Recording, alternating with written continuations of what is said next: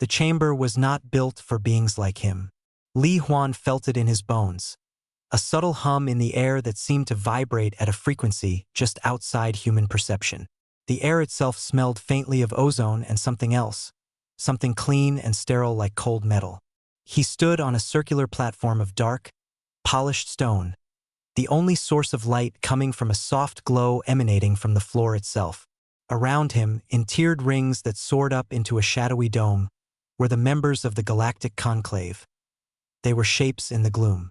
Some were vast and gelatinous, floating in contained fields of energy. Others were insectal, with multiple limbs and glittering compound eyes. There were beings of pure light and others that seemed to be made of shifting stone.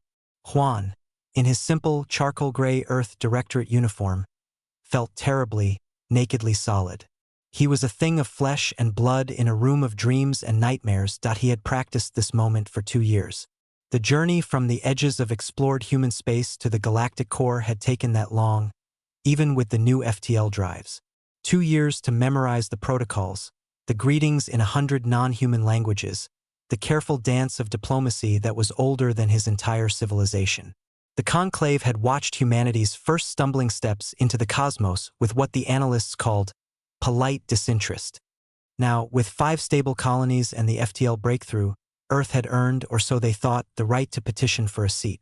A voice, a place. A soft chime sounded, a note that hung in the air like a physical thing. All movement, all subtle rustling and shifting in the dark tiers, ceased. A figure detached itself from the highest ring and descended. This was the Elorian representative, the chosen speaker for this session. Huan had been briefed on them. They were ancient, elegant, and saw themselves as the galaxy's stewards. The being that settled onto the platform opposite him was tall and slender, with iridescent, pearlescent skin and large, dark eyes that held no pupil. Its name was a series of musical notes Huan could not reproduce. He thought of it simply as the Arbiter. Li Huan of Soul.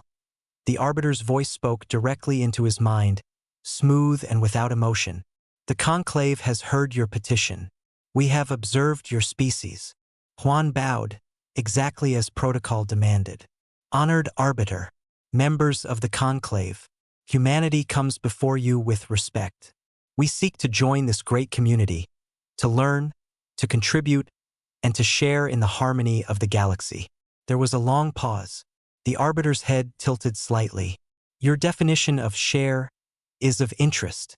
Your rate of expansion is unprecedented in modern times.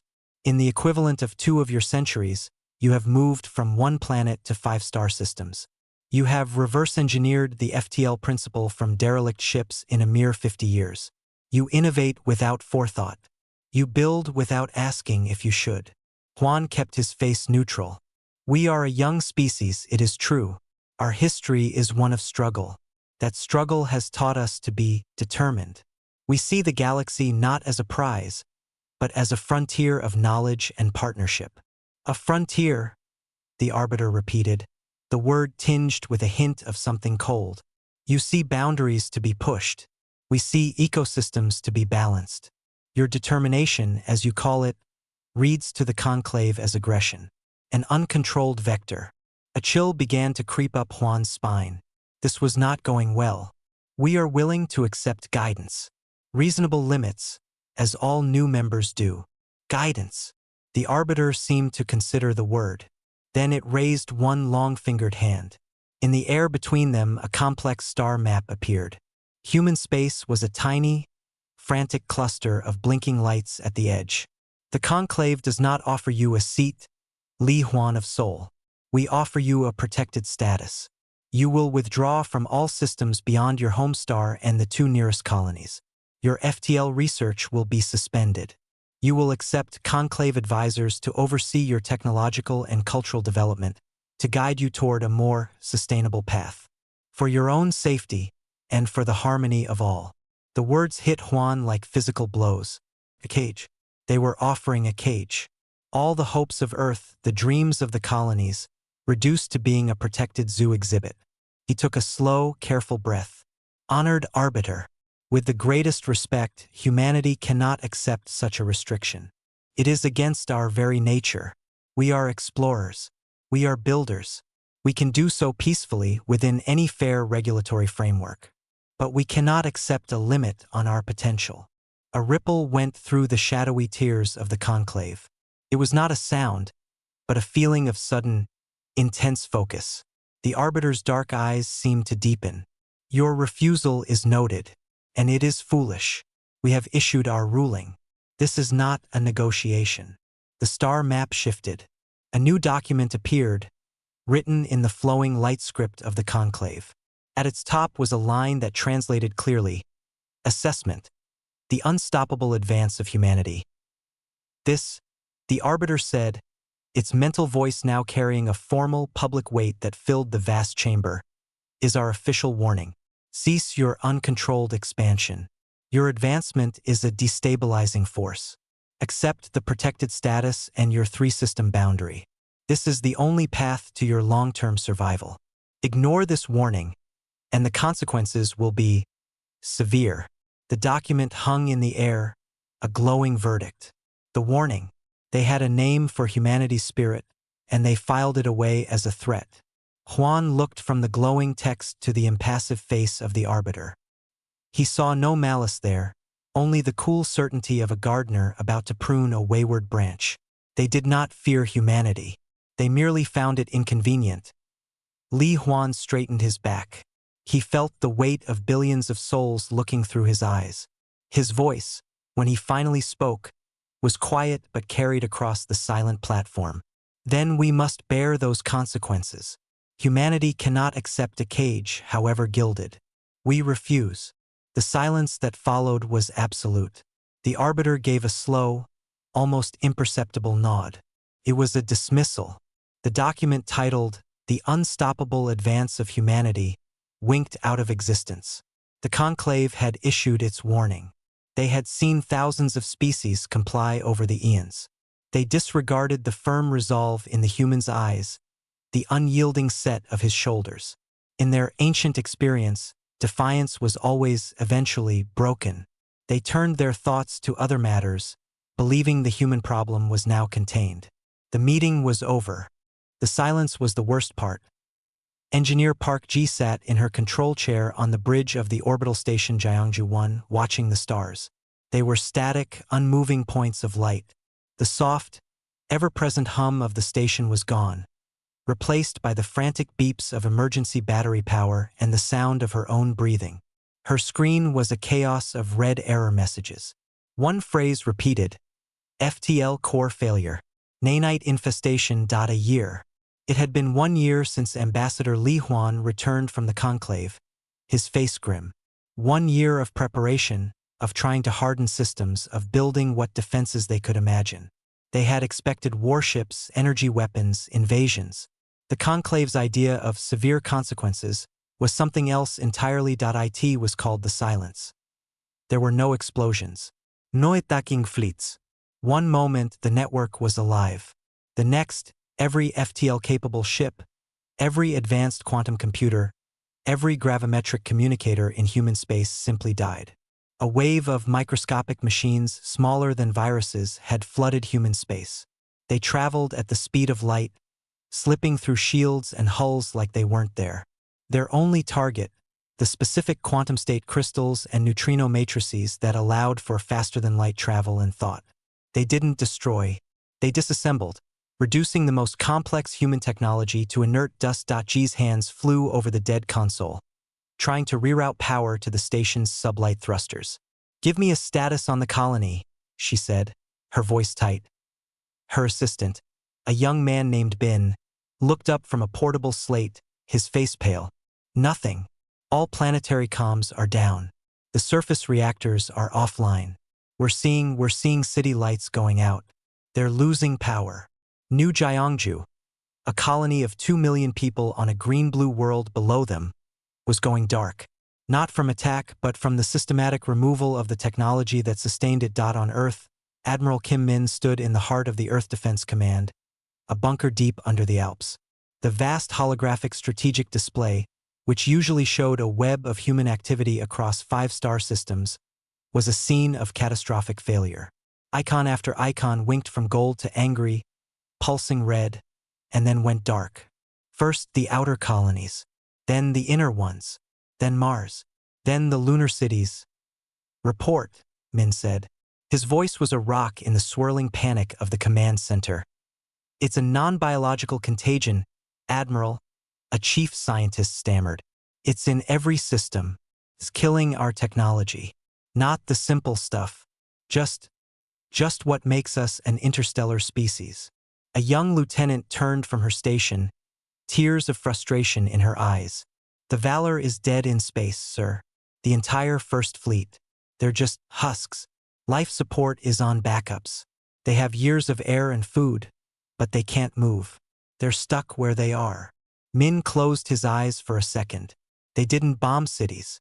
They didn't fire a single shot. They just turned off the lights and stranded humanity in the dark.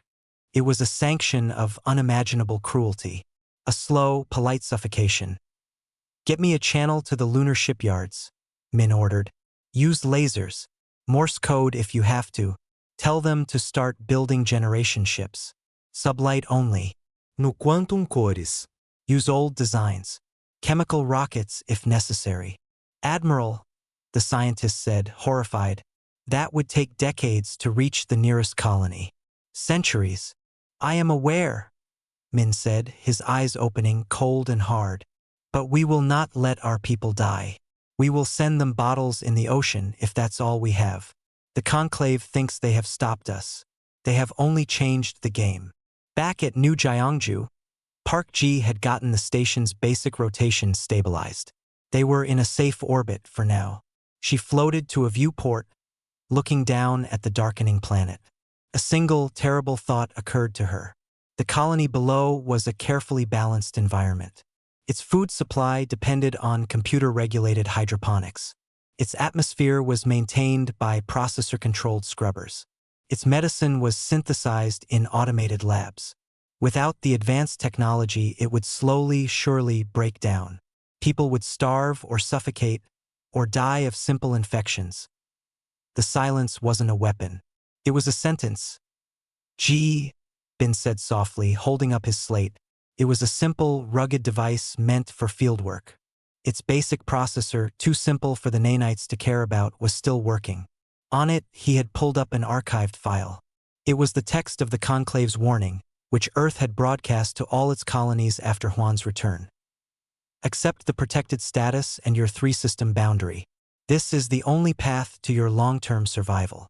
They had disregarded the warning. This was the promised consequence. No battle, no glory. Just a silent, technological plague. G pushed off from the viewport, heading for the station's engineering bay. Gather everyone, she told Bin. Every engineer, every technician. We're going to the main reactor control. It's run on pre-quantum systems.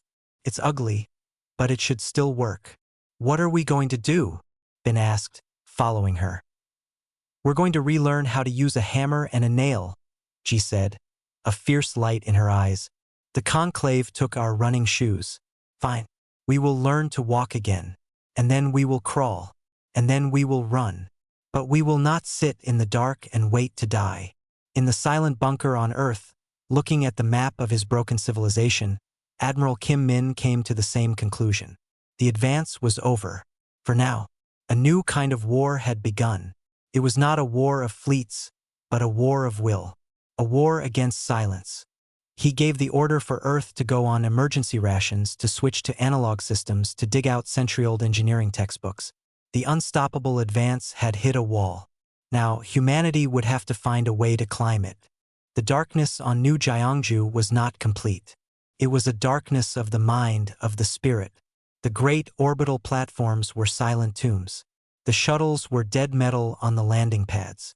In the cities, people lit candles and oil lamps, their light pitiful against the overwhelming night. Park Ji's workshop was a cave of shadows and stubborn light. It was buried deep in the foundation of the main colony reactor complex. The reactor itself, a bulky pre-FTL fission design, still thrummed with power. The silence nanites had ignored it. It was too simple, too crude. Ji saw it not as a relic, but as a foundation. Her team was 8 people. They were covered in grime, their hands cracked and bleeding from handling raw metal and stripped wires. On a large sheet of scrap plating, they had drawn their plan in welding chalk. It was not a star chart. It was a diagram of a communication laser. "The problem is the targeting," said Ben, his voice hoarse from fatigue. He pointed at the chalk lines. "Without quantum NAV, we can't aim. A beam sent to Earth will miss by 1,000,000 kilometers if our math is off by a fraction of a degree." G nodded, wiping sweat from her brow. "So we don't aim for Earth. We aim for the beacon." Before the silence, every colony had a navigation buoy at the edge of its star system. They were simple things, powered by solar sails, broadcasting their location with pulsing lights. The nanites had killed their transmitters, but not the physical structures. The buoy for New Jiangju was still out there, a silent reflector. "We hit the buoy with a laser pulse," Ji explained, her finger tracing the path on the metal. "It's a big target. If we use the old telescope in the observatory to watch for the reflection, we can calculate the exact lag. We send the pulse, we time the reflection. That gives us our distance. We do it over and over from different points in our orbit. We build a map, not with computers, with paper and pen. It was a task for machines. It would take humans months of meticulous, heartbreaking work. But it was a start. It was a whisper against the silence. On Earth, the war was against hunger. Dr. Li Su worked in a converted subway tunnel beneath Seoul. Her lab was now rows of plastic tubs and glass tanks, illuminated by harsh grow lights powered by hand-crank generators. The air smelled of damp soil and green growth. Her project was algae, not a fancy, genetically engineered superstrain. That data was lost in the dead biocomputers. She worked with basic samples, the kind found in any pond. She tested them for calories, for growth speed, for survivability in low light and recycled water. A young assistant, me, stirred a thick green slurry in a tub. Her nose wrinkled. "It doesn't look like food, doctor." "It is life," Sue replied, her voice calm. She dipped a cup into the slurry and drank it. Tasted like grass and pond water. It was full of protein and carbohydrates. "We are not cooking for a restaurant. We are building a wall against starvation. This grows in tunnels. It feeds on our waste. It needs no advanced technology. This is how we survive until the next harvest. This is how we keep people alive." Sue's work was not glorious. There were no medals for algae. But in 100 tunnels across 100 cities, her methods were copied. The great agricultural domes on Mars were dead. The vertical farms on Luna were frozen.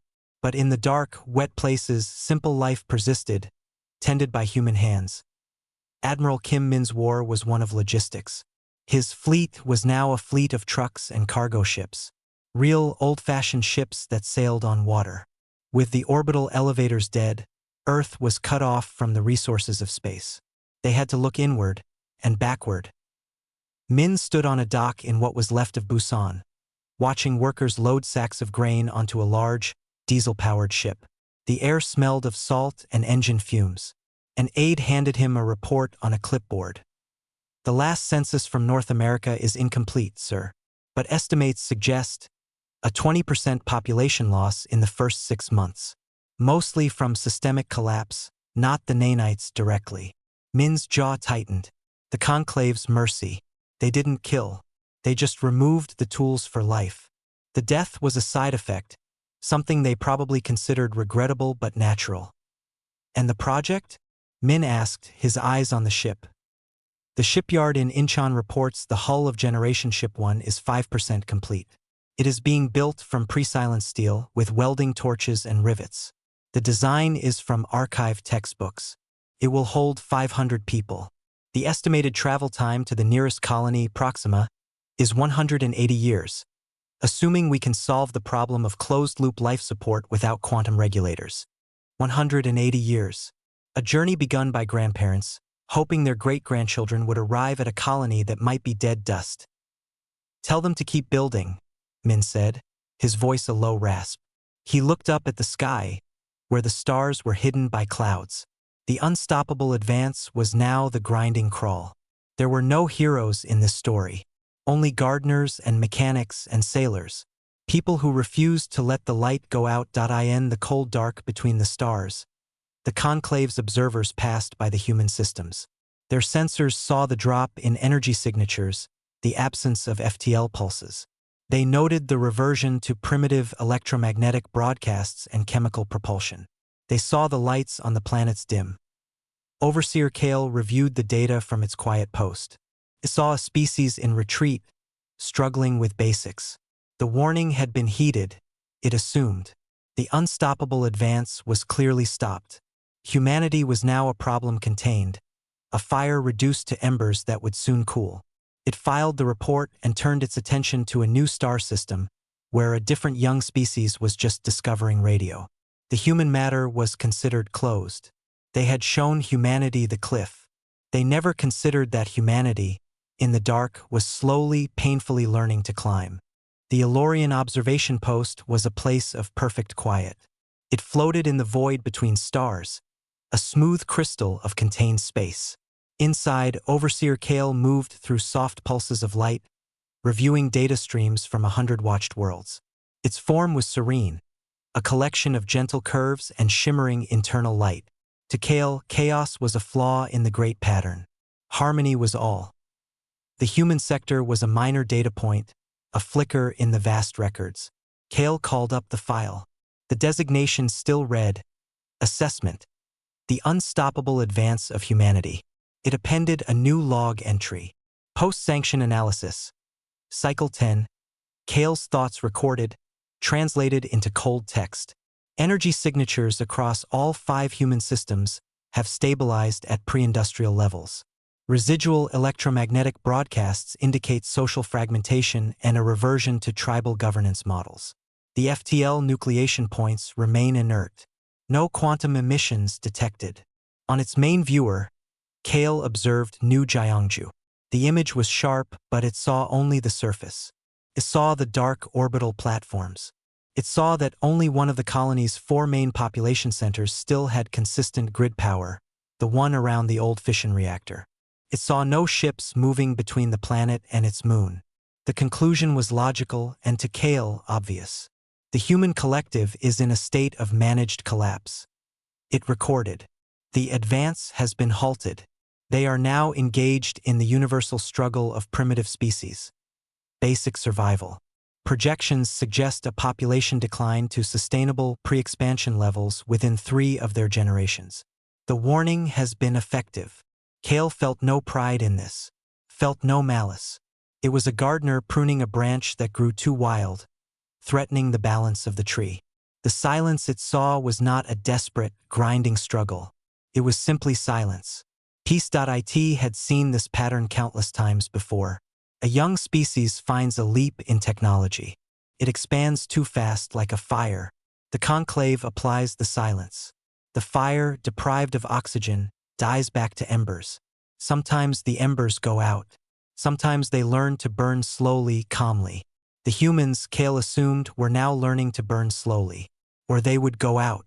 Either outcome was acceptable within the Harmony.it did not see Park G. It did not see her and her team in the buried workshop, their eyes bloodshot from squinting at hand-drawn star charts. They had finally done it. After 2 years of work, they had calculated the exact position of their system's navigation beacon. Their first laser pulse, carrying a simple Morse code message, Jiangju Lives, had taken 8 hours to reach the beacon and 8 hours to reflect back. They had captured the faint reflection with a patched-together telescope. It was a whisper, but it was a whisper that said, "We are still here." Kale's sensors were not designed to listen for such crude, focused whispers. They listened for the song of quantum drives and the shout of hypercommunication. The silent, stubborn blinking of a light in the deep dark was beneath its notice. On Earth, Kale's sensors noted the disappearance of the great coastal cities, claimed by rising seas they could no longer hold back.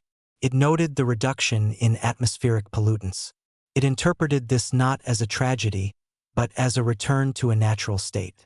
It did not see the underground networks, the tunnel cities where Dr. Lee Su's algae vats glowed under stolen hydropower, feeding millions. It did not see the vast, slow-moving cargo ships on the oceans, stitching the continents together with a trade of seeds, tools, and paper books. It saw the shipyard at Incheon. The skeletal hull of the generation ship was visible. Kale analyzed it. Primitive chemical propulsion. No FTL capability. A journey time measured in centuries. It was not an act of defiance. To Kale, it was an act of surrender. A final, desperate gamble by a species accepting its imprisonment. They were trying to crawl to the next cage. It was poignant in a way, but it was not a threat. Kale closed the human file. The data was clear. The unstoppable advance was a misnomer. They had been stopped. The situation was stable. The Conclave's judgment had been correct, its method clean and efficient. There was no need for further attention. With a thought, it moved the human sector from the active assessment queue to the long-term monitoring archive. The system would log major changes, a stellar explosion, a planetary extinction event. But the day-to-day struggle of the humans was now irrelevant noise. Overseer Kale turned its consciousness to a new concern. A silicon-based hive mind in the Orion Arm was beginning to experiment with stellar engineering. That was a potential disruption. That required careful watching and perhaps, in time, a gentle guiding hand. The warning on humanity had been issued.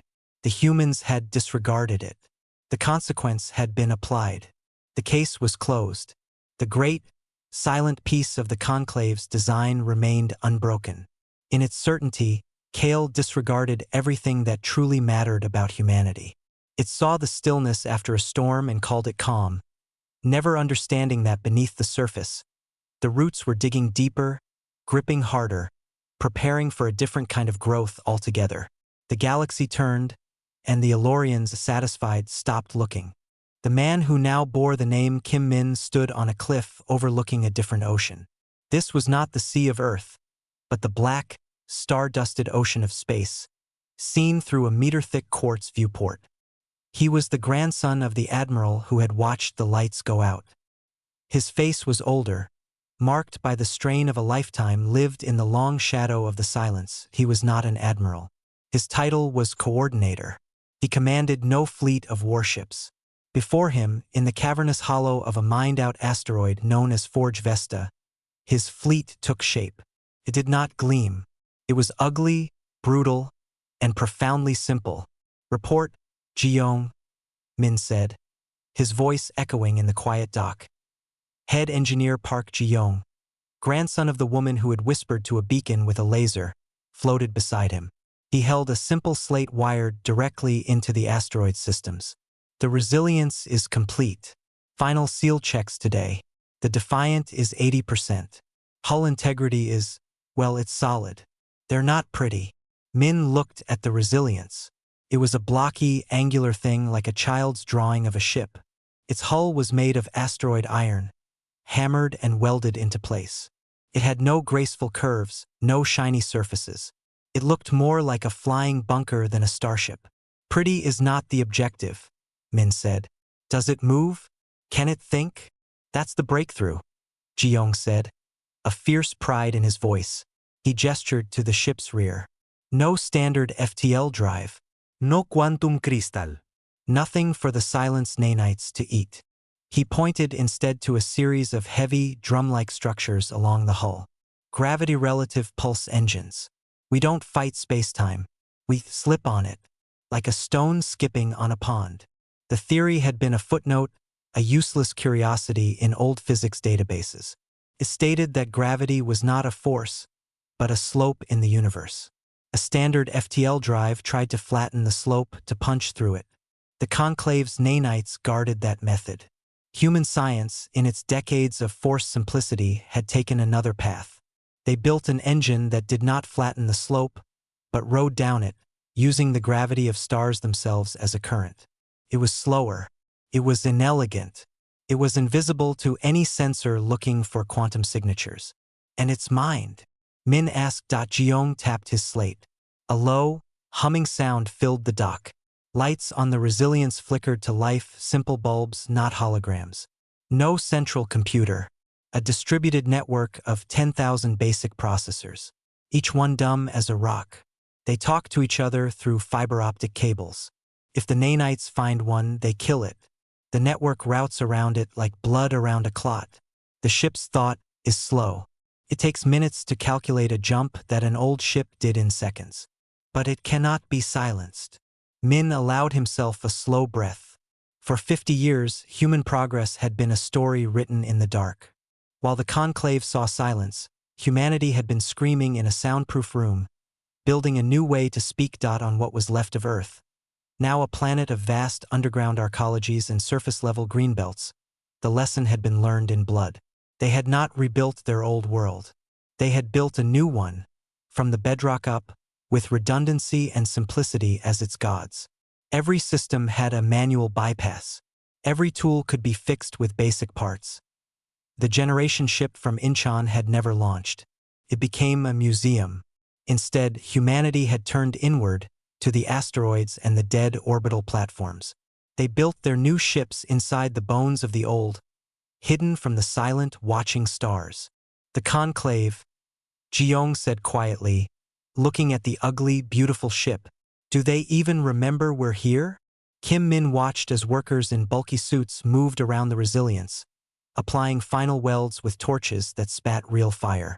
They remember the warning. They remember they enforced it. They believe the story ended there. They think we are a lesson learned. A contained fire. He turned from the viewport. In a secure room behind him, a new kind of map glowed on a wall-sized screen. It was not a map of human space. It was a map of conclave space. It showed hub worlds, trade routes, communication relays. It had been pieced together over decades from old astronomical surveys, from the decoded fragments of data in derelict alien probes found in the deep ice of moons, from the painful, slow listening of radio telescopes aimed at the galactic core. They knew where the Elorian homeworld was. They knew the location of the 7 great conclave nexus stations. They knew the paths the sleek, silent conclave ships traveled. The unstoppable advance was never about speed, Min said, his eyes on the alien map. It was about direction. They tried to make us look down at the dirt, at survival. They thought that would stop us. He pointed a finger at the heart of the conclave map. But we never stopped looking up. We just learned to see in the dark. The resilience was not a warship. It was a proof of concept. Its weapons were simple mass drivers, cannons that shot slugs of solid metal. The shield was just thick hull plating. It was a boxer entering the ring against a master of energy swords, armed only with his fists and a will that refused to fall. The signal went out across the hidden network of human stations, from Forge Vesta to the buried workshops of New Gyeongju, to the deep labs under Mars. It was not a message of war. It was a single word repeated in simple code. Ready. The advance had not been stopped. It had been transformed. It had become patient. It had become hard. It had learned to walk in a universe that had turned off the lights. And now it was time to take the first new step. The first sign was nothing. A tiny, momentary flicker in the data stream feeding into the Elorian Nexus Station Epsilon. It was an automated alert about a minor shipping lane. A single buoy had stopped its steady quantum pulse. The station's intelligence diagnosed a routine meteoroid impact. It dispatched a maintenance drone. The drone did not return. A second buoy went silent. Then a third, along a line pointing directly toward the Nexus. This triggered a higher-level alert. Overseer Kale, its consciousness lightly brushing the station's systems, was informed. It felt a faint ripple of annoyance. It was like hearing a single off-key note in a vast, perfect symphony. Probably a swarm of micrometeorites, or perhaps a rare cosmic string fragment. It authorized a patrol craft to investigate. The patrol craft, a sleek vessel of shimmering alloy, slid out of the Nexus dock. It moved silently, bending space with graceful ease. Its sensors swept the area, looking for energy signatures, quantum disturbances, the signs of civilized technology. It found only empty space and the cold, dead buoys. Then its own quantum drive failed. Not with a bang, but a sigh. The systems went dark. The crew, 3 Elorian technicians, had a moment of profound confusion. Their ship was dead. Before they could send a distress call, they saw shapes moving outside the viewport. The shapes were angular and dark, blotting out the stars. They had no running lights, no energy shields glowing. They looked like chunks of raw asteroid. Then docking clamps, crude and mechanical, slammed onto the patrol craft's hull. The last thing the Elorians saw was a cutting torch, its flame bright and real, burning through their door. Across the Conclave's core systems, the pattern repeated. Not at warship bases or planets, but at the quiet, vital places. Communication relays went silent. Navigation buoys vanished. Fuel depots for the graceful Conclave ships were found empty. Their transfer systems physically severed with brute force.it was not an attack. It was an amputation on the bridge of the human command ship, which bore the name Jeongju's Promise. Coordinator Kim Min watched a simple lightboard. It was a map, not a hologram. Red lights winked out one by one as each target was silenced. His face showed no joy, only the grim focus of a surgeon. Hub Theta is blind. Jeong reported from an engineering station. His hands were on physical switches. Their long-range scanners are offline. They are relying on short-range optics. They cannot call for help. Good, Min said. Move the Resilience and the Defiant to the next relay cluster. Take them offline. No broadcasts. Use signal lights only. The human ships were ghosts. Their gravity pulse engines left no trace the Conclave knew how to see. They communicated with focused laser light and simple radio clicks, methods the Conclave had forgotten to monitor millennia ago. They attacked with magnetic grapnels and boarding parties in powered armor, cutting and smashing instead of blasting. Finally, the Nexus Station Epsilon itself was isolated. A ring of silent space surrounded it. Overseer Kale felt the dissonance now, a crashing, horrible noise in the harmony. Alerts screamed in its mind. It tried to send a warning to the homeworld. The signal died before it left the station. It tried to activate the station's defensive fields. The power conduits had been physically cut from the outside by something that had simply walked along the hull. Kale floated to the central observation deck, its light flickering with distress. It looked out into space, and it saw them dot a dozen ships. They were the ugliest things Kale had ever perceived. They were asymmetrical, welded together from different metals. They had guns that were clearly just metal tubes. They moved with a slow, deliberate heaviness that hurt Kale's aesthetic sense. One of the ships, the largest, moved forward. A light on its nose began to flash. It was not a quantum transmission. It was simple, old radio, broadcast on a frequency used by primitive species. Kale's systems could easily translate it. The message was not a voice. It was a document. It was the Conclave's own document. The header glowed in the air before Kale. Assessment: the unstoppable advance of humanity. Below it, new text was added, in the harsh, angular script of human language. The translation appeared beside it. You disregarded it. No mercy given. Then the broadcast changed. A human face appeared on the screen. An old man with steel-gray hair and eyes like flint. Kim Min, you took our stars from us? Min said, his voice calm, clear, and heavy as stone. You left us in the dark to die a slow death. You called it a sanction. We call it a war. You started it. We will finish it. Kale sent out a pulse of pure, desperate confusion. You cannot be here.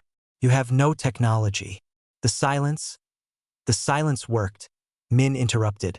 We do not use the technology you silenced. We use different physics. You never thought to look for it. You were too sure of your own perfection. Outside, the human ships did not fire on the station. Instead, they launched pods that attached to the station's docking rings. Kale's internal sensors showed humans in heavy suits entering. They did not shoot the Elorian crew. They herded them gently into secure areas with the threat of their simple, solid projectile weapons. They went straight for the control rooms, the archives, the main power. They were not conquering. They were dismantling. You show no mercy. Kale broadcast, a shrill note of fear in its mental voice. Min's face on the screen was unforgiving. Mercy was your warning. You showed none by condemning our children to starvation, our people to suffocation in the dark. You defined the terms of this conflict. We have simply learned your rules better than you did. The lights on Nexus Station Epsilon began to go out, section by section. The great symphony of data and light was replaced by the sound of cutting tools and the thump of magnetic boots on deck plating. Kale watched, its light dimming as the power was severed. The unstoppable advance had not been stopped. It had merely been out of sight, learning a harder, quieter, more terrible way to walk. And now it had arrived. The chamber was quiet, but it was a different quiet. It was not the quiet of the conclave's perfect harmony. It was the quiet of a held breath, of a verdict delivered. The same tiered rings rose into the gloom, but now the shapes within them were still with shock and fear. The soft glow from the floor illuminated a new figure on the central platform. Ambassador Li Huan stood where her great-grandfather had stood. Her uniform was the same charcoal gray, but it was made of a coarse, durable fabric, not fine synth weave. She did not look at the shadowy shapes of the empires. Her eyes were fixed on the single Elorian on the platform with her, Overseer Kale. Its light was faint, its form diminished. It was not an arbiter now. It was a witness. Behind Huan, a simple view screen displayed a star map. It showed the conclave's core systems. Over half of the symbols for communication hubs, navigation nexuses, and fuel depots were marked in solid black. Not destroyed, silenced, isolated, just as humanity had been. "The war is over," Huan said. Her voice did not boom. It was calm, clear, and carried to every corner of the silent chamber. It ended the moment you lost the ability to talk to each other, to move between your stars. You are not conquered. You are contained. A ripple of dismay passed through the conclave. Kale's mental voice, when it came, was weak. "You have no right. You are chaos. You are a disease." "We are a consequence," Huan corrected. "You issued the warning. You defined the crime as the unstoppable advance. You defined the punishment as technological amputation and isolation. We have simply applied your own logic. We judged you guilty of trying to stop a species from growing. Your sentence is to feel what you inflicted." She gestured to the screen. "Your hub worlds are unharmed. Your people are unharmed. Your planetary power grids, your water, your food, all intact. We have only taken your ability to travel between stars and to speak across the void. You have your 3 systems as you once offered us. You may tend your gardens." The scale of it dawned on the assembled species. It was not revenge. It was a mirror, a brutal, perfect reflection of their own actions. They had tried to prune humanity, and humanity had now pruned them from the tree of galactic discourse. "What do you want?" The thought came from another being, a swirling gas cloud of a creature. "A seat on the conclave? Dominion? Tribute." Huan almost smiled.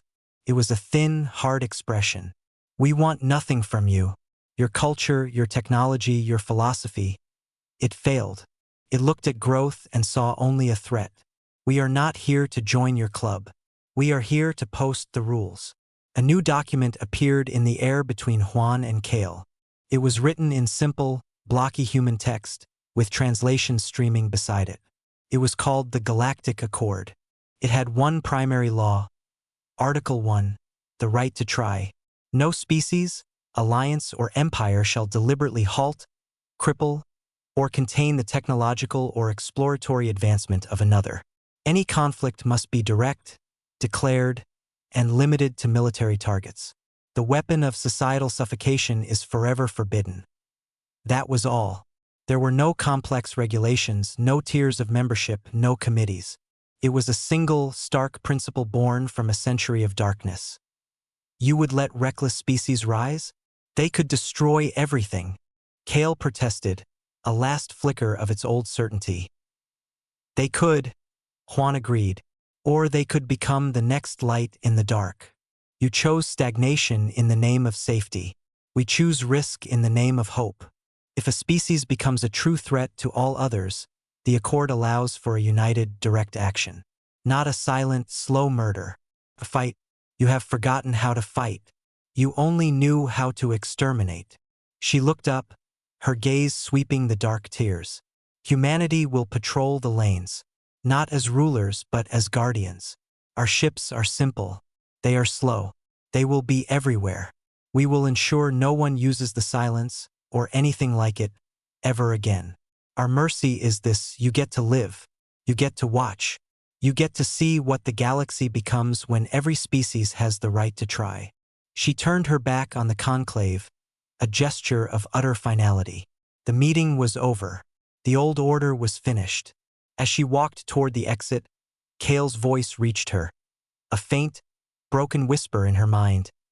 Why? After all we did, why not just destroy us? Juan paused. She did not look back. Because we are not you. The advance is unstoppable.